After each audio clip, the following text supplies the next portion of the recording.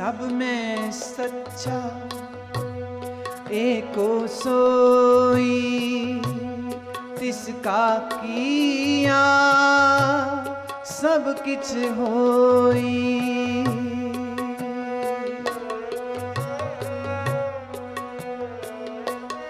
हुक्म पछाने ता सह जाने, हुक्म पछाने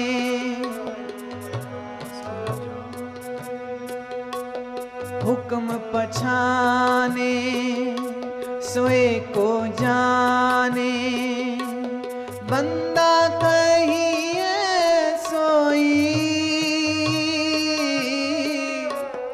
बंदा कहिए सोई। लोगा परम न भूलो पाई, लोगा परम न भूलो पाई।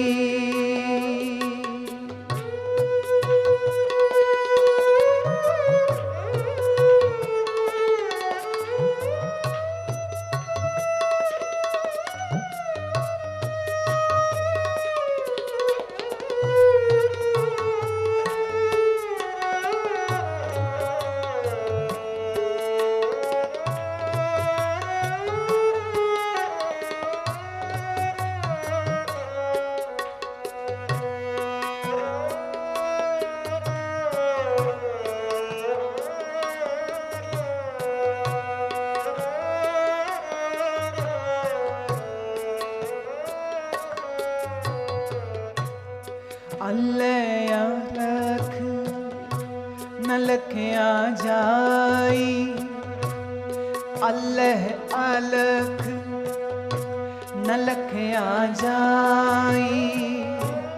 गुर गुड़ दीना मीठा, गुर गुड़ दीना मीठा। कहे कबीर मेरी शंका नासी, कहे कबीर मेरी शंका नासी। सर्व निरंजन डीठा, सर्व निरंजन डीठा। लोका परम न भूलो पाई। सभी गाए। लोका परम न भूलो पाई, लोका परम न भूलो पाई। खालक खलक खलक में खालक, खालक खलक खलक में खालक। पूर रयो सर्व ठाई, पूर रयो सर्व ठाई। लोका परम न भूलो पाई, लोका परम न भूलो पाई, परम न भूलो पाई, परम न भूलो,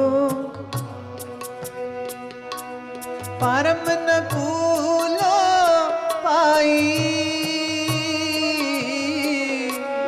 परम न भूलो पाई, परम न भूलो पाई, परम न भूलो पाई। लोगा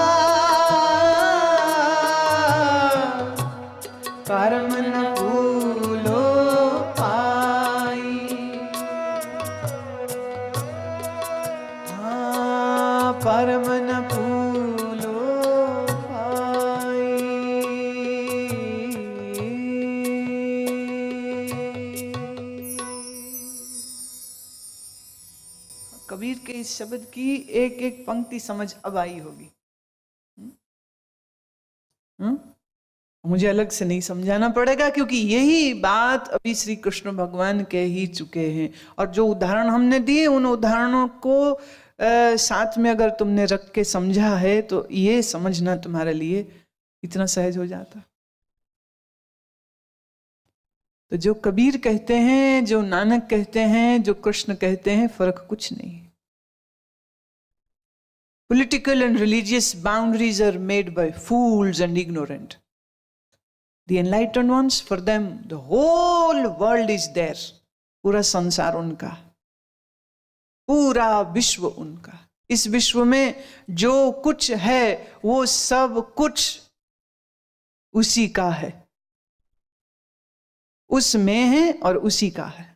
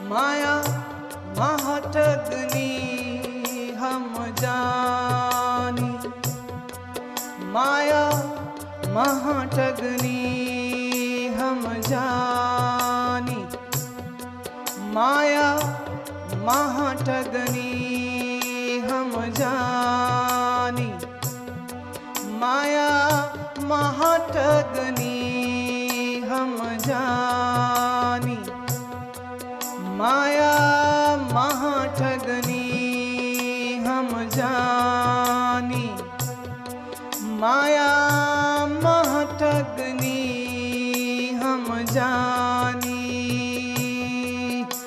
माया माया माया।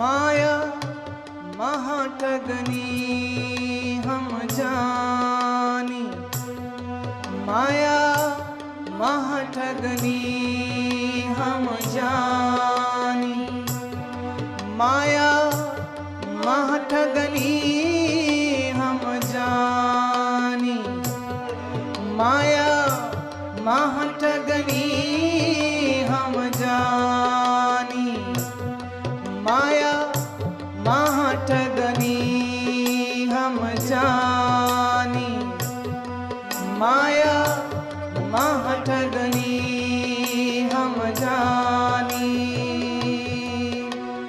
केशव के कमला होए बैठी, केशव के कमला होए बैठी, शिव के बामन भवानी, केशव के कमला होए बैठी,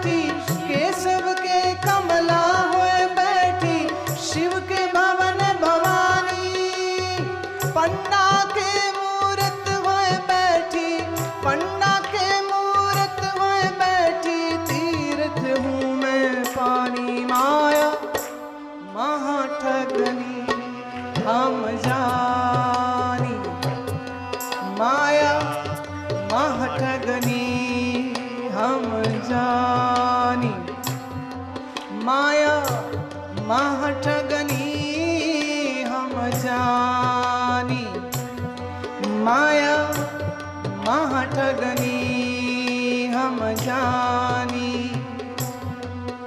माया माया माया।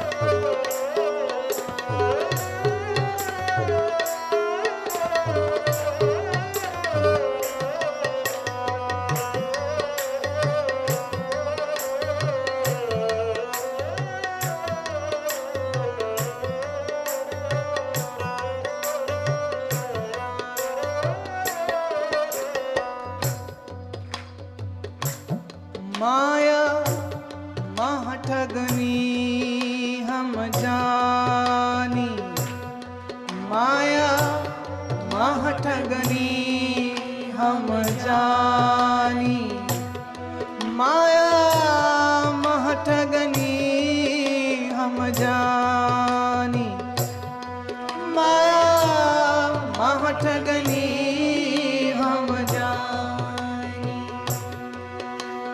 जोगी के जोगन होए बैठी राजा के घर रानी, जोगी के जोगन होए बैठी राजा के घर रानी।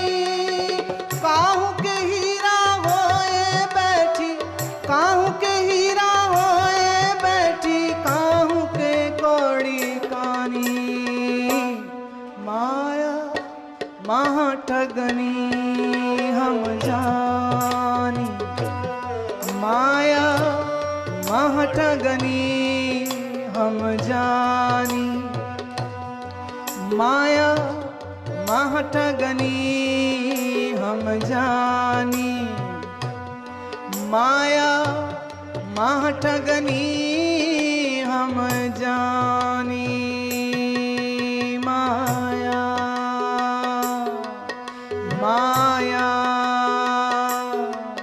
माया।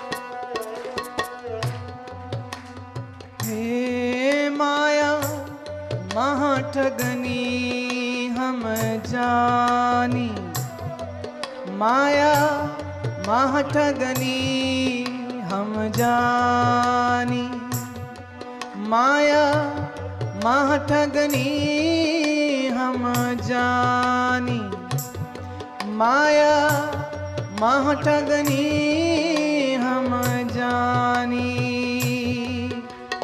भक्तन के भक्ति होई बैठी, भक्तन के भक्ति होई बैठी, ब्रह्मा के ब्रह्माणी। भक्तन के भक्ति होई बैठी, ब्रह्मा के ब्रह्माणी।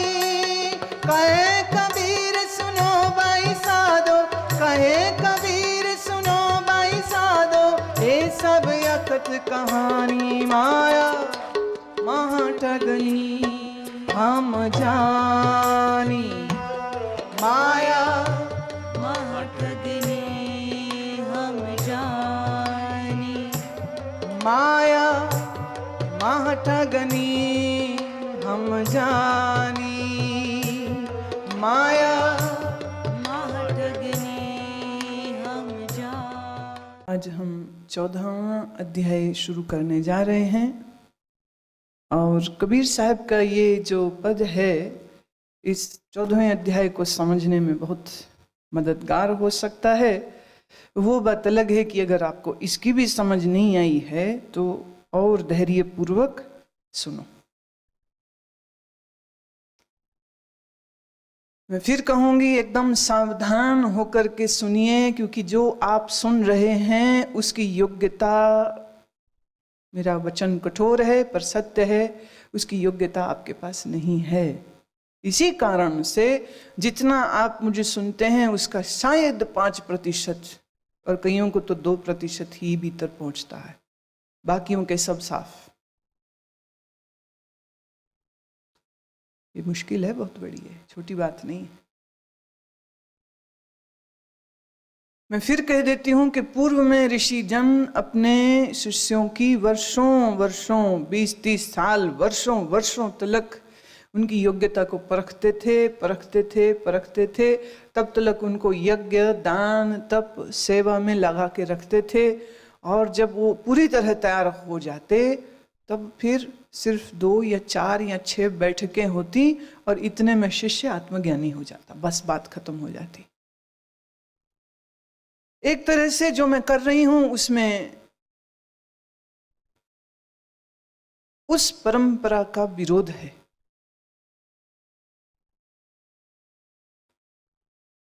बिना परखे, बिना जांचे, बिना परीक्षण लिए तुम्हें ये सब दे रहे हैं। पर समय की स्थितियां कुछ अलग हैं। लेकिन स्थितियां बदल जाने के बावजूद भी जो पात्रता होनी चाहिए उसके नियम बिल्कुल नहीं बदले, वो अभी भी वो है। प्रश्न उठता है फिर हम ये क्यों कह रहे हैं, क्यों बैठा रहे हैं, क्यों सुना रहे हैं तुम्हें? बड़ी बड़ी अतर्कपूर्ण बात है ये। इसको किसी तर्क से मैं साबित नहीं कर सकती हूं, सिवाय इस एक बात के कि करुणा के लिए तर्क नहीं होता। करुणा में योग्यता नहीं देखी जाती, करुणा में बस दिया जाता है, ये जानते हुए भी कि वो जो इसको ले रहा है वो इसको व्यर्थ करेगा। ये जानते हुए भी दिया जाता है कि ये सोच के कि ये जो ज्ञान का बीज है कहीं किसी के अंतःकरण में कहीं कोई 1-2 सूत्र भी जगह बना ली तो उसका भविष्य सुधर जाएगा। उसके अंदर एक जिम्मेदारी का एहसास आएगा, उसके अंदर शायद ये अग्नि प्रज्वलित हो जाए कि मुझे क्यों समझ नहीं आ रही है, और अपनी उन सब कमियों को दूर करने की वो चेष्टा करने लग जाए।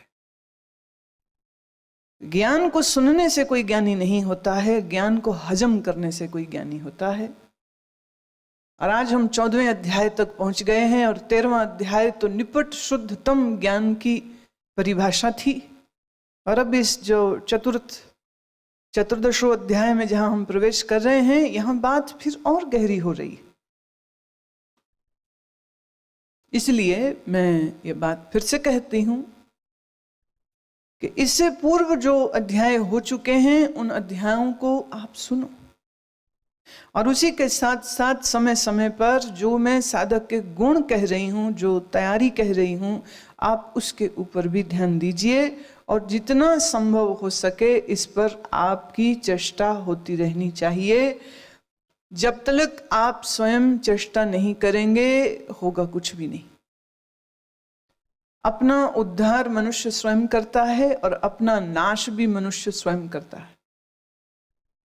तो आप क्या करना चाहते हैं यह आप जानिए। तुम्हारे किसी पुण्य कर्म के कारण तुम आज यहां पर बैठे सन्मुख सुन रहे हो, ये तुम्हारा अहोभाग्य है। ये तुम्हारा कोई पुण्य कर्म जागृत हुआ इसलिए यहां पर। नहीं तो कितने को लोग आना चाहते हैं, कभी कोई मजबूरी, कभी कोई मजबूरी, कभी कोई बाधा आ जाती है, वो नहीं पहुंच पाते। जो नहीं पहुंच पाए, मैं ये नहीं कह रही हूं कि वो मंदभागी हैं, पर मैं ये कह रही हूं उनका सन्मुख बैठ करके सुनने का भाग्य भी जागृत नहीं हो रहा। कोई देश से दूर है, और कोई कर्मों से दूर हैं और कोई भाग्य से दूर है। तो इस बात को बहुत बहुत ध्यान से समझना चाहिए कि जिस चीज को सुनने का मुहूर्त तब गुरु निकालते थे जब वो 20 वर्ष तक अपने शिष्य को खूब ठोक परख लेते थे और फिर उसके बाद जाकर के उसके लिए ये ज्ञान का खजाना खोलते थे। समझदार किसान यही करता है, पहले जमीन से पत्थर कंकड़ सब निकालता है, झाड़ कुछ जंगली घास बूटी उग जाए उसको सब निकालता है, फिर उसमें गोबर की खाद डालता है, फिर उसमें जल छोड़ देता है कुछ समय तक ताकि जमीन जो है वो अपनी उर्वरा शक्ति को जागृत कर सके। सूर्य की किरणों का ताप उस खेत को देता है और फिर जब उचित समय आता है तो फिर क्यारियां बांध के बीजों को डाल देता। अब उसे मालूम है कि उसके बीज फलित होंगे। जिस खेत में से कंकड़ पत्थर उबड़ खाबड़ जंगल साफ न किया गया हो, जल से सींचा न गया हो, सूरज की किरणों से तपाया न गया हो, ऐसे खेत में बीज डालने से क्या होगा ये तुम भी जानते हो।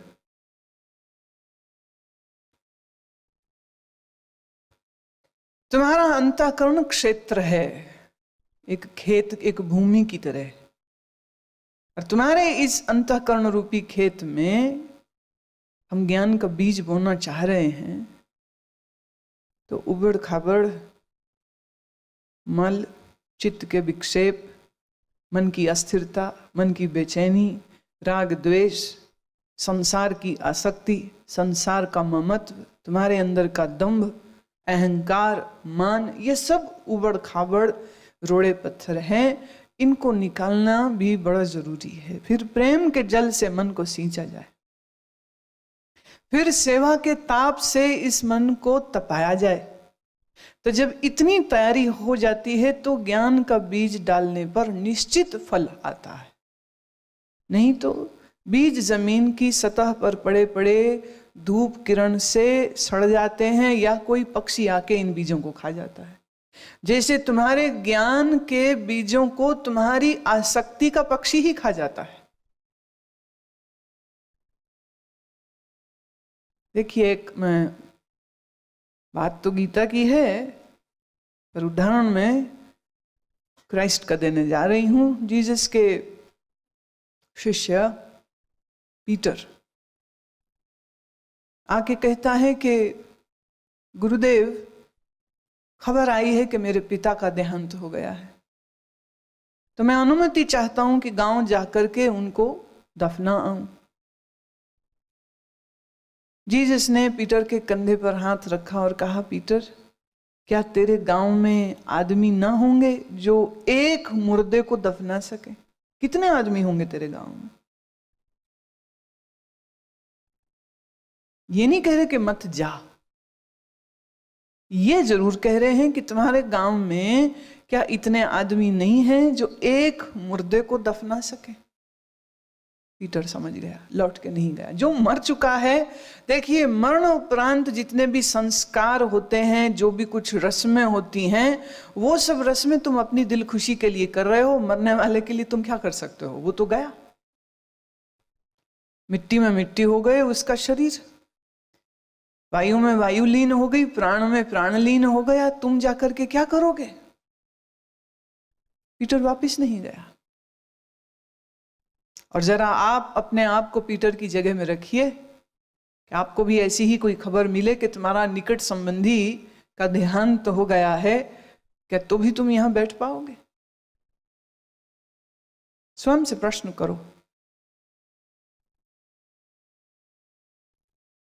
एक स्थिति है ये, और दूसरी स्थिति कईयों में शायद इस एग्जाम से कई जने पास हो भी सकते हैं, मैं भी कह रही हूं, मैं इसमें भी मैं भी हो भी सकते हैं। ले मैं दूसरी स्थिति कहती हूं। सुबह शाम उठते बैठते यहां आश्रम में तुम्हें अपमानित किया जाए, तुम्हारे खाने पीने उठने बैठने चलने फिरने पर तुम्हें ताने मारे जाएं, तो इस कठोर वातावरण में ज्ञान की प्यास लिए हुए क्या तो भी तुम यहां पर टिके रहोगे? ये अब और मुश्किल स्थिति, क्योंकि आदमी वहीं रहना चाहता है जहां उसको सम्मान मिलता है। जहां उसे अपमान मिले वो कहता है मेरे को रोटियों की कोई कमी नहीं है, मैं 2 रोटी कहीं भी खा लूंगा, अपमान नहीं झेलूंगा। और वो ये भूल जाएगा कि गीता के ही 13वें अध्याय में वो पढ़ चुका है, अमानित्व, अमान होना चाहिए। तुमने कह दिया हम अमान हैं, अगर तुमको हम इस टेस्ट में डालें, इस एक्सपेरिमेंट में डालें, तुम में कितने पास होंगे उसमें से? देखिए, जुबान हिलाने में इस 6 इंच की जीभ को कोई कष्ट नहीं होता। मेरा अगाध प्रेम है, मेरी बड़ी श्रद्धा है, मैं बड़ी सेवा करता हूं या करना चाहता हूं, लेकिन अगर तुम्हें परखा जाए तो तुम कहां खड़े रहोगे? जो तुम्हारे पास नहीं है उसकी दावेदारी करना, इसे दम्भ कहते हैं। और वृथा कारण के, बिना किसी कारण के, बिना किसी आधार के अपने आप को दूसरों से श्रेष्ठ समझना, इसी को अहंकार कहते हैं। और मैं कहती हूं कि तुम्हारे अहंकार को रोज तोड़ा जाए, क्या फिर भी बैठोगे?